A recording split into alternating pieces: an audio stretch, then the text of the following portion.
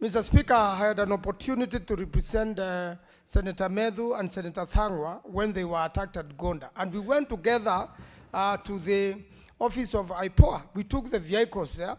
We wrote statements. But up to today, nothing has happened, Mr. Speaker.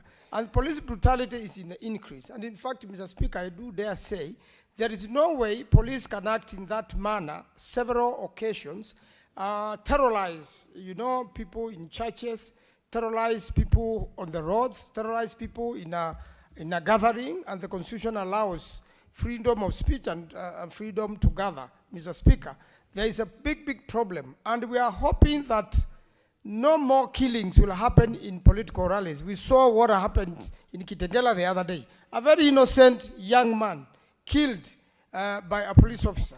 Tear gas launched totally unnecessarily, Mr. Speaker.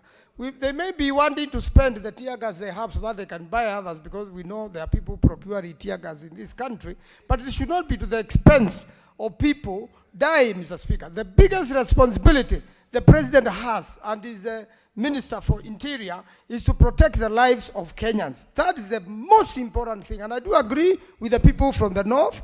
Recently, Senator Chute took us there, and some people were telling us you are taking a very big risk in this area. Anything can happen to you anytime. Mr. Speaker, we want security for Kenyans. We want security for members of parliament. We want security for politicians. And this attempted assassination of leaders, Mr. Speaker, should stop forthwith. And this is what this committee should concentrate on. So we are watching out this time in Kakamega, Mr. Speaker, to see whether this PS will organize goons to disrupt the meetings as he did in Kitengela. And I do support. I thank you, Mr. Speaker.